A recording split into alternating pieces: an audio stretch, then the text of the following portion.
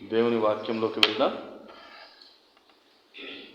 కీర్తనల గ్రంథము 44వ కీర్తన మొదటి 8 వచనాలను చదువుకుందాం. Psalm 44 first 8 verses.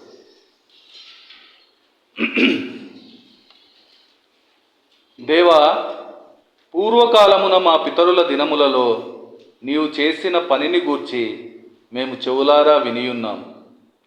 మా పితరులు దానిని మాకు వివరించిరి. నీవు నీ భుజబలము చేత అన్యజనులను వెళ్ళగొట్టి మా పితరులను నాటితివి. జనములను నిర్మూలము చేసి వారిని వ్యాపింపజేసితివి. వారు తమ ఖడ్గము చేత దేశమును స్వాధీనపరుచుకొనలేదు. వారి బాహువు వారికి జయమియ్యలేదు. నీవు వారిని కటాక్షించితివి కనుక నీ దక్షిణ హస్తమే, నీ బాహువే, నీ ముఖకాంతియే వారికి విజయము కలుగజేసెను. దేవా, నీవే నా రాజువు. యాకోబునకు పూర్ణ రక్షణ కలుగని ఆజ్ఞాపించుము. నీ వలన మా విరోధులను అణిచివేయుదుము. నీ నామం వలననే మా మీదికి లేచువారిని మేము త్రొక్కివేయుదుము. నేను నా వింటిని నమ్ముకొనను, నా కత్తియు నన్ను రక్షింపజాలదు. మా శత్రువుల చేతిలో నుండి మమ్మను రక్షించువాడవు నీవే. మమ్మను ద్వేషించు వారిని సిగ్గుపరచువాడవు నీవే. దినమెల్లా మేము దేవుని యందు అతిశయపడుచున్నాము. నీ నామమును బట్టి మేము నిత్యము కృతజ్ఞతాస్తుతులు చెల్లించుచున్నాము. దేవుడు ఈ వాక్యములను దీవించునుగాక. ప్రియ సంగమా, ఈరోజు కీర్తనా గ్రంథంలోని 44వ కీర్తన మొదటి 8 వచనాలను మనము చదువుకొని ఉన్నాం. ఈ కీర్తన గురించి మనం చూస్తే ఈ కీర్తనను కోరాహు కుమారులు రాసినట్లుగా మనకు కనబడుతూ ఉంది. మనం చదువుకున్న వచనాలలో మనం అర్థం చేసినట్లయితే, గమనించినట్లయితే, దేవుడు వారి పితరుల జీవితంలో చేసిన అద్భుతాలను వాళ్ళు జ్ఞాపకం చేస్తూ ఉన్నారు. అలాగే దేవుని యొక్క గొప్ప కార్యములను గూర్చి, ఆయన కార్యములను వివరిస్తూ తమ జీవితంలో కూడా అవన్నీ చేయగల సమర్థుడు ఆయనే, ఆయన వల్లనే మా జీవితాలు కూడా సంతోషంగా ఉంటాయని వాళ్ళు దేవుణ్ణి అతిశయిస్తూ ఉన్నారు. దేవుణ్ణి బట్టి, అటువంటి దేవుణ్ణి వాళ్ళు కలిగి ఉన్నందుకు వాళ్ళు అతిశయిస్తూ ఉన్నారు. ఆ అతిశయాన్ని బట్టి ఆయనకు కృతజ్ఞతాస్తుతులు చెల్లిస్తూ ఆయనను ఆరాధించే వారిగా మనలను కూడా ఈరోజు ఆత్మీయంగా సిద్ధపరుస్తూ ఉన్నారు. ఈరోజు వారి అతిశయ కారణాన్ని మనము చూడవలసిన వారమై ఉన్నాం. ఎందుకంటే ఈరోజు కూడా మనము అనేక విషయాల గురించి అతిశయించే వారిగా ఉంటూ ఉన్నాం. ఈరోజు మనకుండే తెలివిని బట్టి అతిశయించే వారిగా ఉంటూ ఉన్నాం. మనకుండే ధనాన్ని బట్టి అతిశయించే వారిగా ఉంటూ ఉన్నాం. మనకుండే బలాన్ని బట్టి అతిశయించే వారిగా ఉంటూ ఉన్నాం. కానీ ఈరోజు వారి అతిశయానికి కారణం ఏంటి అనేది మనము చూడవలసిన అవసరం ఉంది. ఇక్కడ దేవుడు ఇజ్రాయెళ్లను కనాను దేశానికి స్వాస్థ్యంగా ఇస్తానని వాగ్దానం చేసి ఉన్నారు. ఐగుప్తు నుంచి విడిపించి కనాను దేశాన్ని మీకు స్వాస్థ్యంగా ఇస్తానని వాగ్దానం చేసి ఉన్నారు. అది ఆదికాండం 15 అధ్యాయంలో మనం చూస్తాం. ఆ ఐగుప్తు నుంచి వాళ్ళు విడిపించబడి కనానుకు వచ్చేసరికి అక్కడ అన్యజనులు అనేకులు ఆ ప్రాంతంలో నివసిస్తూ ఉన్నారు. కనానీయులు, హిత్తీయులు, హివ్వీయులు, ఫెరిజ్జీయులు, గెరేషీయులు, అమోరీయులు, యెబూసీయులు, వీళ్ళందరినీ దేవుడు ఆ ప్రాంతం నుంచి వెళ్ళగొట్టి తన పిల్లలకు అది స్వాస్థ్యంగా ఇచ్చి ఉన్నారు. అది కూడా మనము యెహోషువ 3:11 చూడగలుగుతాం. అంటే దేవుని కార్యము, దేవుని ప్రణాళిక ఎలా ఉంటుంది ఆయన పిల్లల జీవితంలో అనేది మనం ఒకసారి ఆలోచన చేస్తే ఈరోజు మనం అనుభవిస్తున్న ఏదైనా కూడా మన వల్లనే దొరికిందా, లేకుంటే మన తండ్రి అయిన దేవుని వల్ల మనకు దొరికిందా అనేది మనం అర్థం చేయగలుగుతాం. అందుకనే వాళ్ళు దేవుని యందు అతిశయించే వారిగా ఉన్నారు.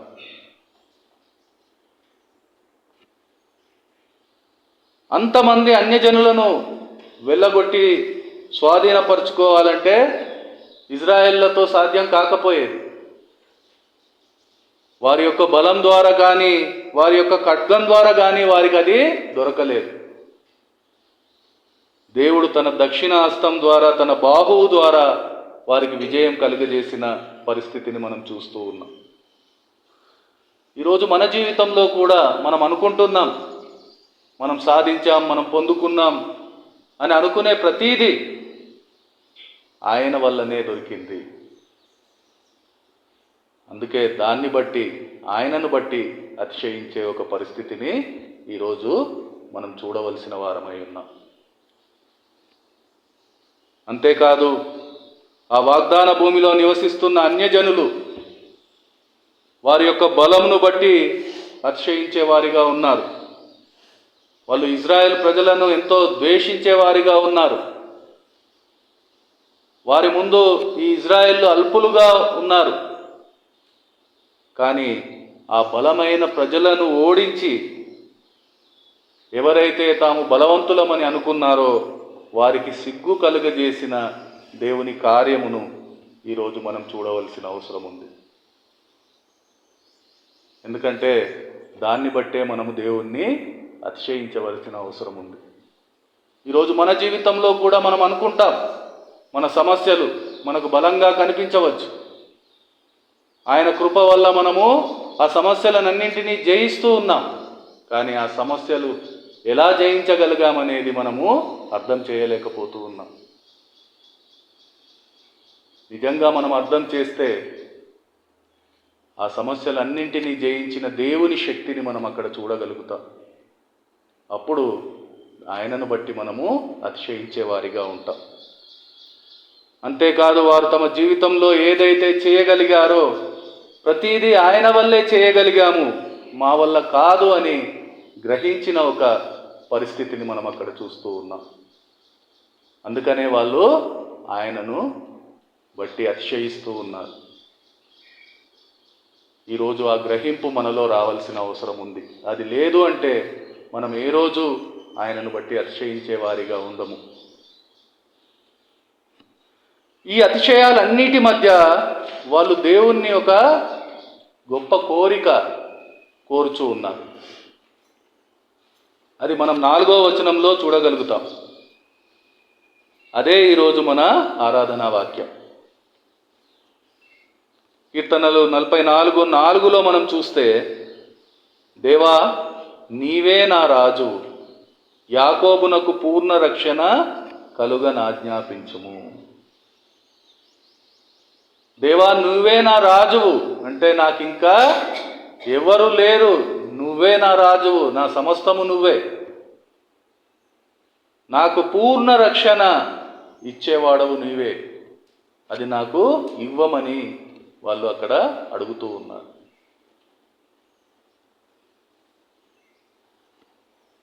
ఎందుకంటే దేవుడు మాత్రమే అనుగ్రహించే ఒక గొప్ప వరం అది.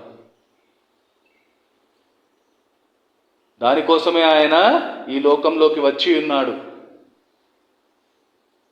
వాక్యం ఎన్నోసార్లు మనతో మాట్లాడి ఉంది.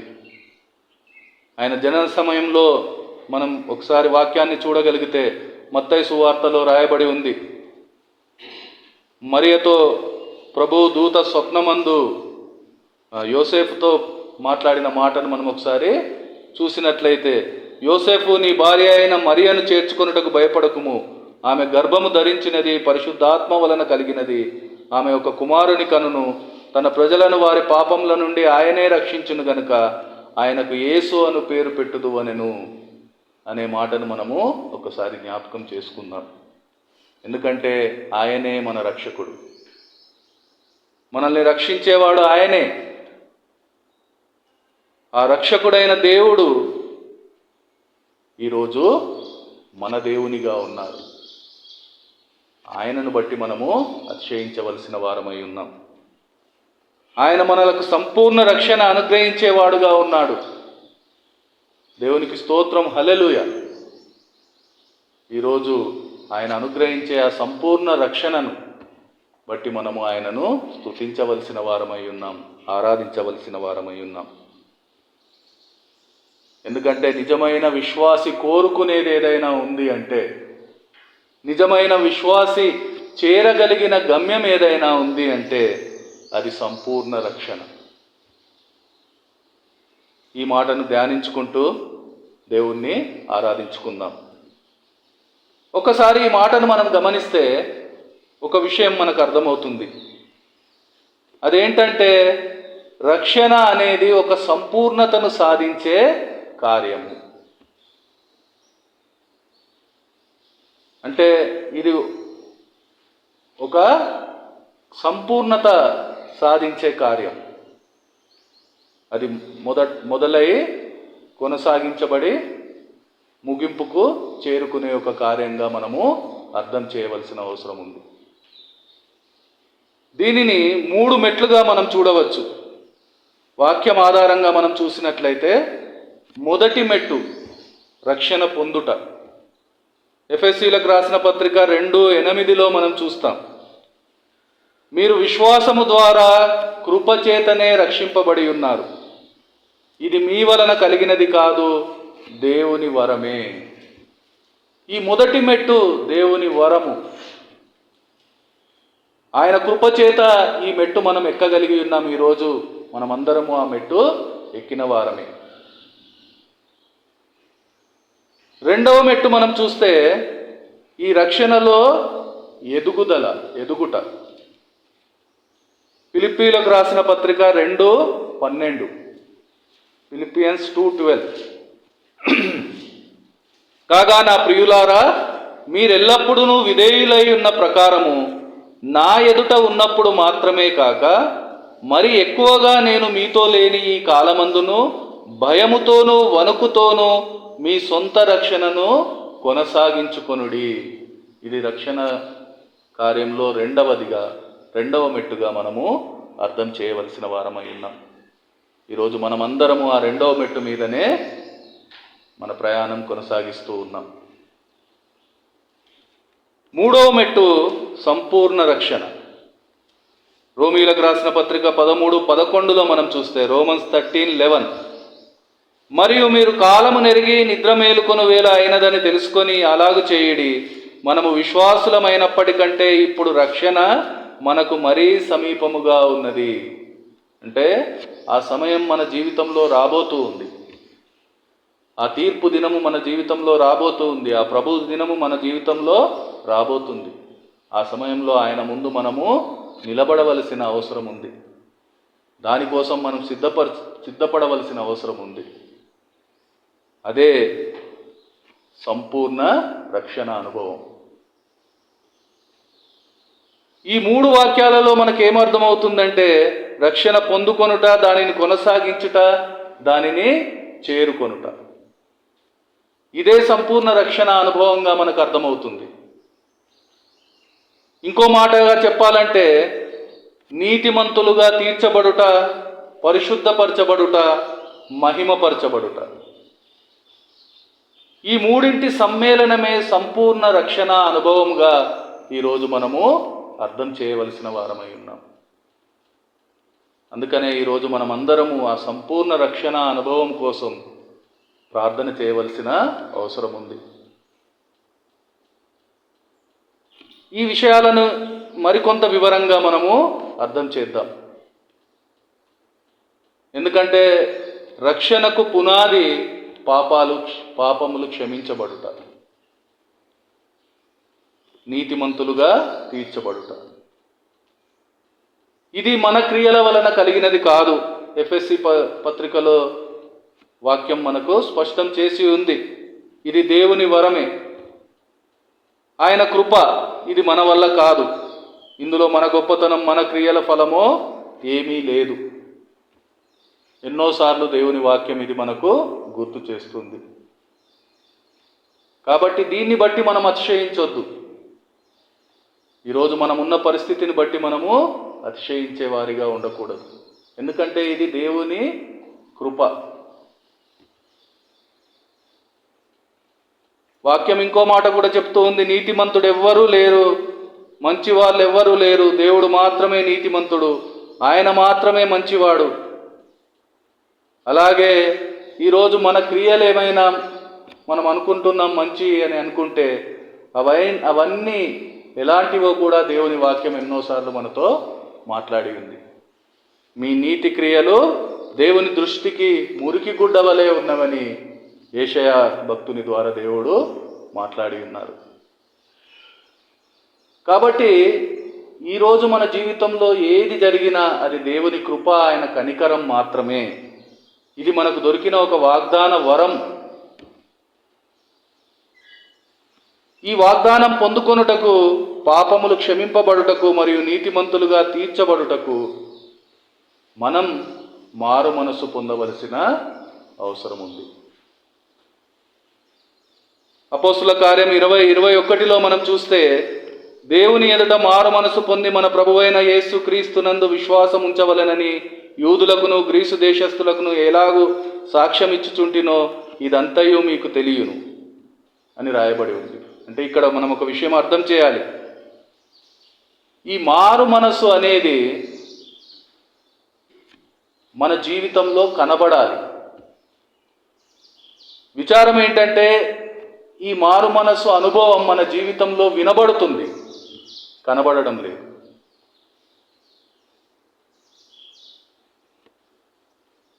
ఎందుకనంటే ఈ మారు మనసు అనుభవం మన జీవితంలో మాటలలో మాత్రమే ఉంది, క్రియలలో కనబడడం లేదు. ఈరోజు మనం అర్థం చేయవలసిన వారమై ఉన్నాం. అది క్రియల ద్వారా మాత్రమే కనబడుతుంది. నువ్వు మాటలు చెప్పేవారిగా ఉంటే ఏమో వినబడుతుందేమో కొంతమందికి, కానీ ఏ ఒక్కరికి అది కనబడదు.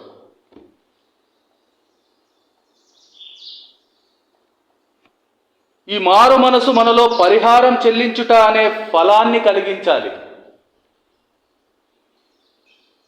అది ఎలా అంటే, ఏదైనా తప్పు చేశామని పశ్చాత్తాప పడ్డామో అది తిరిగి చేయకుండా ఉండే ఒక పరిస్థితి కనబడాలి. అందుకే బాప్తిసం ఇచ్చే యోహాన్ గారు చెప్పారు, ఆ బాప్తిసం తీసుకోవడానికి వచ్చిన పరిసయ్యులు సద్దుకయ్యులు వాళ్ళందరితో ఏం చెప్పారంటే, మారు మనస్సుకు తగిన ఫలము ఫలించుడి అని చెప్పిన మాటను మనం జ్ఞాపకం చేసుకుందాం. ఈరోజు ఎన్నోసార్లు తప్పులు చేస్తూ ఉన్నాం, పశ్చాత్తాప పడుతూ ఉన్నాం, క్షమాపణ అడుగుతూ ఉన్నాం, కానీ మళ్ళీ అదే మన జీవితంలో పునరావృతం అవుతున్నాయి. దానికి కారణం ఏంటి అంటే, ఆ పరిహారం చెల్లించే మనసు, ఆ పరిహారం చెల్లించి సరిచేసుకునే క్రియలు మన జీవితంలో కనబడడం లేదు.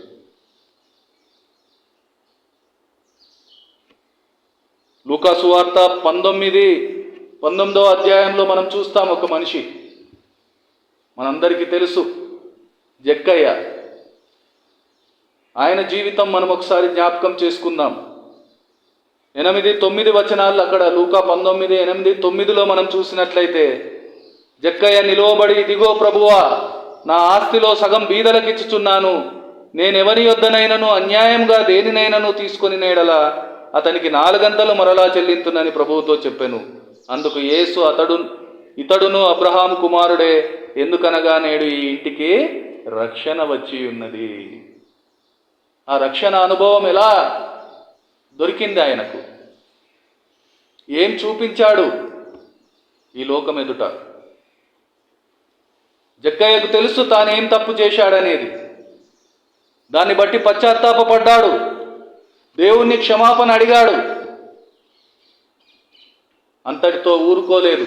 మనమైతే అంతటితోనే ఆపేస్తూ ఉన్నాం. కానీ జక్కయ్య ఏం చేశాడు? దాన్ని సరిచేసుకునే పని చేశాడు. దానివల్ల అతను ఇంకోసారి ఆ తప్పు చేయలేని ఒక స్థితిని అతని జీవితంలో పొందుకున్నాడు. అందుకనే అబ్రహాము కుమారునిగా ఆ రక్షణను సొంతం చేసుకున్నాడు. ఈరోజు మనం ఆలోచన చేయవలసిన అవసరం ఉంది. ఎలా మనము ఆ సంపూర్ణ రక్షణ అనుభవంలోకి వెళ్ళగలుగుతాం? అలాగే దేవుడు మనలను క్షమించినప్పుడు మనం అదే విధంగా ఇతరులను క్షమించాలని దేవుడు కోరుతూ ఉన్నాడు.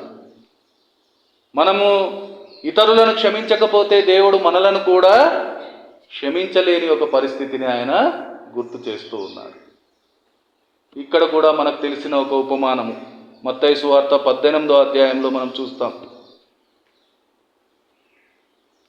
ఒక రాజుకు ఒక దాసుడు 10,000 తలాంతులు బాకీ ఉన్నాడు. అప్పు తీర్చడానికి వాని వద్ద ఏమీ లేదు. అప్పుడు ఆ యజమానుడు వాని మీద కనికరించి ఆ అప్పును మాఫీ చేశాడు, క్షమించాడు. ఆ క్షమాపణ పొందుకొని బయటికి వచ్చిన అతను తనకు బాకీ ఉన్న అతన్నితో ఎలా ప్రవర్తించాడు, అతన్ని ఎలా క్షమించకుండా ఉన్నాడు, దానివల్ల ఏం జరిగింది, ఇదన్నీ మనకు తెలిసిన విషయమే. ఆ రాజు తిరిగి అతన్ని శిక్షించిన పరిస్థితి మనకు జ్ఞాపకమే.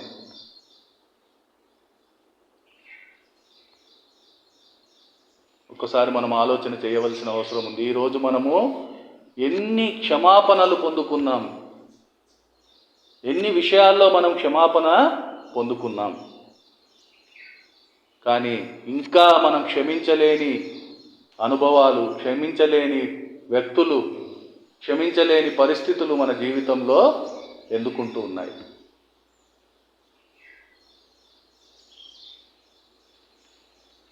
ఈ క్షమాపణ మనం చూపెట్టలేదు అంటే దేవుని క్షమాపణ మనము పొందుకోలేము.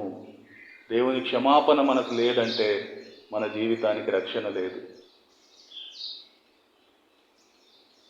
ఇది అనేకులం చేయలేకపోతూ ఉన్నాం. అందుకనే ఆ మారు మనసు అనుభవం ఇంకా మనకు దూరంగానే ఉంటుంది. అందుకనే ఇంకా అది వినబడేదిగానే ఉంటుంది, కనబడేదిగా ఉండలేకపోతుంది.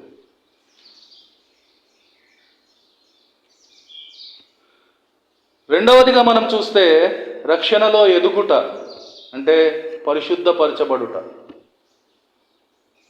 ఈ పరిశుద్ధపరచబడుట అనేది ఒక పునాది మీద కట్టబడే ఒక గొప్ప నిర్మాణమై ఉన్నది.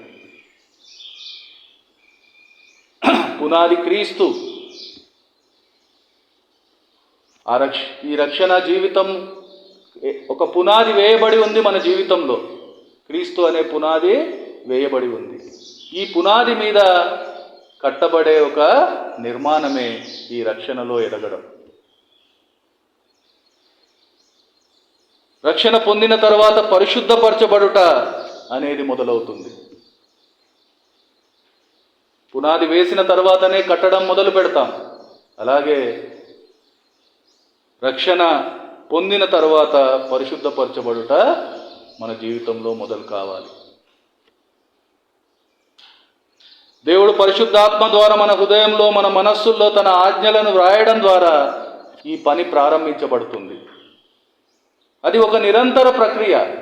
అది ఒక రోజులో అయిపోయేది కాదు. ఈ ప్రక్రియ మనము ఈ భూమిపై జీవించి ఉన్నంత కాలము కొనసాగుతూనే ఉంటుంది. మొదటి తెస్సలోనియ 5:23, 1 Thess 5:23 and 24 మనం చూడగలిగితే, సమాధానకర్తయగు దేవుడే మిమ్మును సంపూర్ణముగా పరిశుద్ధపరచునుగాక, మీ ఆత్మయు జీవమును శరీరమును మన ప్రభువైన యేసుక్రీస్తు రాకడయందు నిందారహితముగాను సంపూర్ణముగాను ఉండునట్లు కాపాడబడునుగాక. మిమ్మును పిలుచువాడు నమ్మకమైన వాడు గనుక అలాగు చేయును.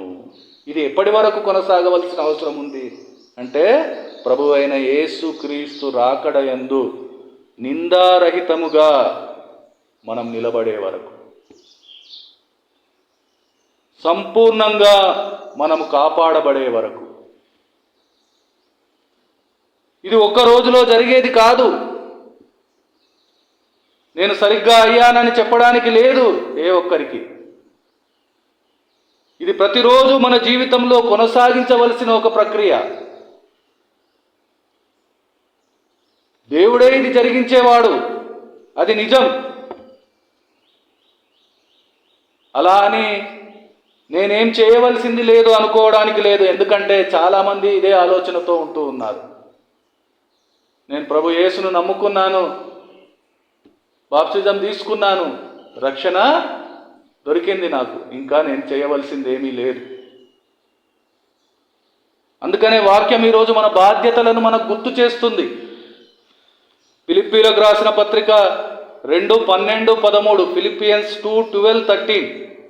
కాగా నా ప్రియులారా, మీరెల్లప్పుడూ విధేయులై ఉన్న ప్రకారము నా ఎదుట ఉన్నప్పుడు మాత్రమే కాక మరి ఎక్కువగా నేను మీతో లేని ఈ కాలమందును భయముతోనూ వణుకుతోనూ మీ సొంత రక్షణను కొనసాగించండి.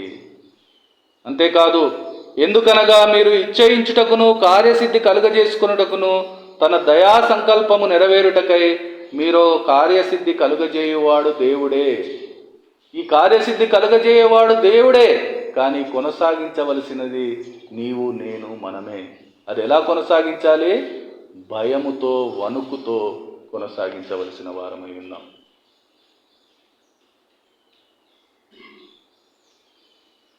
అంతేకాదు, మనకివ్వబడిన పరిశుద్ధాత్మ ద్వారా శరీర క్రియలను చంపవలసినది కూడా మనమే. వాక్యం అది కూడా మనతో మాట్లాడుతూ ఉంది. రోమా 8:13లో మనం చూస్తాం, మీరు శరీరానుసారంగా ప్రవర్తించిన ఎడల చావవలసి వారైందురు, కానీ ఆత్మ చేత శరీర క్రియలను చంపిన ఎడల జీవించెదరు. దేవుని భయంతో వణుకుతో ఈ శరీర క్రియలను చంపవలసిన అవసరం ఉంది. ఇది మన పనే.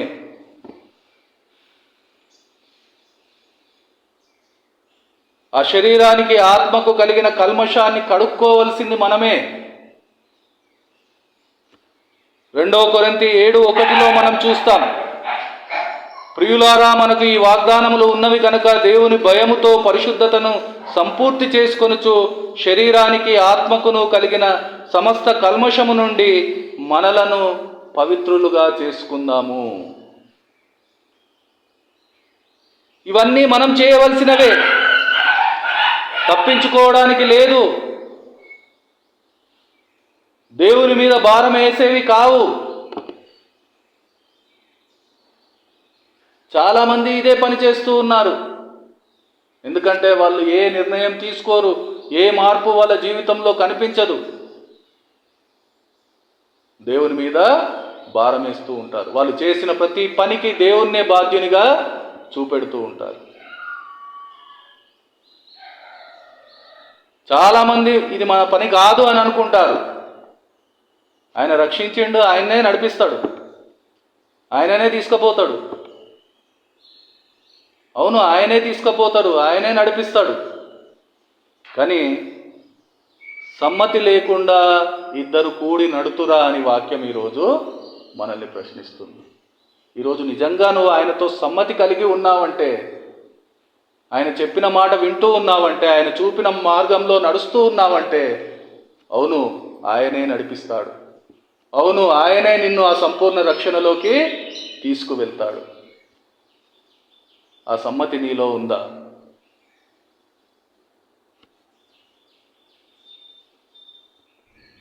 ఎవరైతే పరిశుద్ధాత్మకు పూర్ణ హృదయంతో సహకరిస్తారో, భయము భక్తి కలిగి ఉంటారో, వారి జీవితంలో ఇది జరుగుతుంది.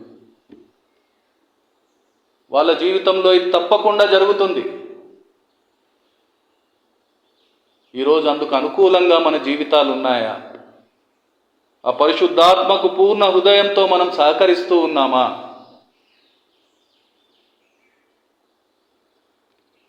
ఆ పరిశుద్ధాత్మను మన పూర్ణ హృదయంతో కోరుకుంటున్నామా?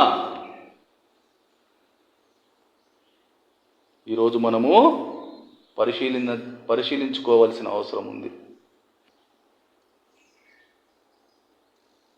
ఈరోజు ఈ పరిశీలనకు ఆధారమైన ఒక మాట మత్తయి సువార్త 22:36-40లో కనబడుతుంది మనకు. ఆ మాట దేవుడిచ్చిన ప్రధానమైన ఆజ్ఞ.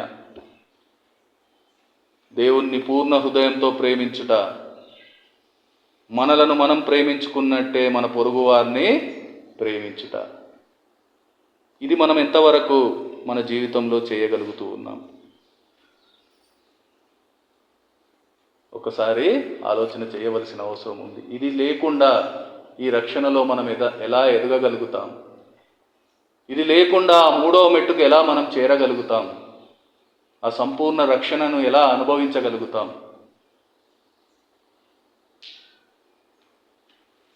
ఈ రక్షణ అనే ఇరుకు ద్వారంలో మనం ప్రవేశించాం. అప్పుడు ప్రవేశించిన మనందరికీ పరిశుద్ధపరచబడుట అనే ఇరుకు మార్గం మన ముందున్నది. ఈ మార్గమే మనల్ని గమ్యం చేరుస్తూ ఉంది. ఇది గమ్యం చేరే వరకు కొనసాగించే ఒక మార్గం.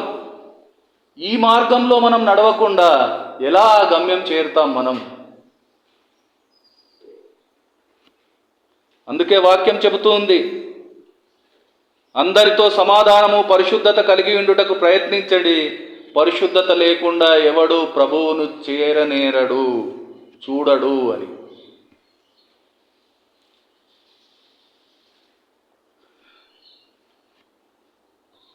సంపూర్ణ రక్షణకు చేరే మార్గం ఇదే.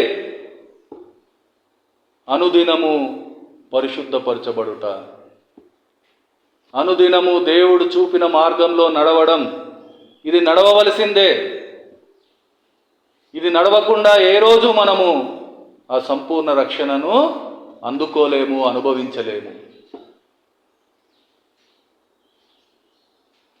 3వదిగా మనం చూస్తే సంపూర్ణ రక్షణ అంటే మహిమపరచబడే ఒక పరిస్థితి.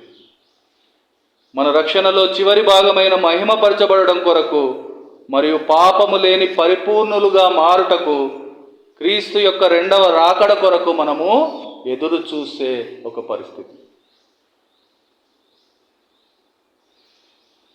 ఆ గమ్యం చేరడం అదే మహిమపరచబడడం. ఆ గమ్యం చేరడం అదే సంపూర్ణ రక్షణ అనుభవం. ఆ అనుభవం ఎట్లుంటుంది మనం ఊహించుకుందాం. ఎందుకంటే అది ఇంకా మన జీవితంలో సంభవించలేదు, ఇంకా ముందు రానయ్యుంది. 1 యోహాను 3:2లో అది మనం చూడగలుగుతాం. 1 జాన్ 3:2. ప్రియులారా, ఇప్పుడు మనము దేవుని పిల్లలమై ఉన్నాము, మనమిక ఏమవుదుమో అది ఇంకా ప్రత్యక్షపరచబడలేదు. కానీ ఆయన ప్రత్యక్షమైనప్పుడు ఆయన ఉన్నట్లుగానే ఆయనను చూతుము కనుక ఆయనను పోలియుందుమని ఎరుగుదుము. ఆ రోజు మనం ఎలా ఉంటామట? ఆయనను పోలియుండి ఉంటామట. అంటే ఆయనను చూడడము, ఆయనలా మారడము, ఆయన మహిమను పొందుకోవడము, అదే సంపూర్ణ రక్షణ. రక్షణ పొందుకోవడం, దాన్ని కొనసాగించడం, దానిని స్వంతం చేసుకోవడం, అదే సంపూర్ణ రక్షణ అనుభవం. ఈరోజు ఆ అనుభవానికి అనుగుణంగా మనము మారవలసిన అవసరాన్ని, ఆవశ్యకతను దేవుడు మన ముందుంచి ఉన్నారు. చివరగా ఒక్క మాట, 1 యోహాను 2:6లో మనకు కనబడుతూ ఉంది. అది ఆయన యందు నిలిచి ఉన్నవాడనని చెప్పుకొనువాడు ఆయన ఎలాగు నడుచుకొనెనో అలాగే తానును నడుచుకొనబద్ధుడై ఉన్నాడు. మనం ఆయన యందున్నామని దీని వలన తెలుసుకొనుచున్నాము. ఈరోజు నిజంగా మనం క్రీస్తు పిల్లలము, మేము ఆయనతో ఉన్నాము అని చెప్పుకునే వారిగా మనం ఉండాలంటే మినిమం, అంటే మనకు కావాల్సిన కనీస అర్హత ఏంటి అంటే ఆయన ఎలాగో నడుచుకునో అలాగే మనము నడవవలసిన వారమై ఉన్నాం. ప్రభు యేసును పోలి ఆయనలా ఉండడమే, ఆయనలో ఉండడమే నిజంగా మహిమపరచబడడం. అదే మన లక్ష్యం, అదే మన గమ్యం, అదే మన సంపూర్ణ రక్షణ అనుభవం. అది పొందాలంటే ఆయన జీవించినట్లు జీవించడం ఒక్కటే మార్గం, ఆయన చెప్పిన ప్రకారం నడవడం ఒక్కటే మార్గం. ఆ మార్గం అయితే దేవుడు మన ముందుంచి ఉన్నారు, ఆ మార్గంలోనే మనల్ని ఉంచి ఉన్నారు. ఈరోజు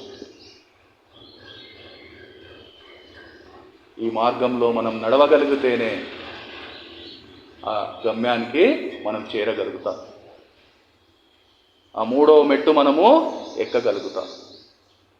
ఈరోజు కీర్తనాకారుడు ఆ అనుభవం కోసమే ప్రార్థన చేస్తూ ఉన్నాడు. ఈరోజు మన ప్రార్థన కూడా అదే ఉండవలసిన అవసరం ఉంది. ఎందుకంటే మనమందరము ఆ సంపూర్ణ రక్షణ పొందుకోవడమే దేవుని చిత్తం. ఒక మాట మనం ఇక్కడ అర్థం చేద్దాం. దేవుని చిత్తము కానిది ఏది ఆయనను సంతోషపెట్టలేదు. ఆయనను సంతోషపెట్టలేనిది ఏది మనల్ని రక్షించలేదు. ఈ ఒక్క మాట మనము అర్థం చేసుకొని ఆరాధన చేయడానికి మన మనసులను సిద్ధం చేసుకుందాం. ఆరాధన చేసుకుందాం.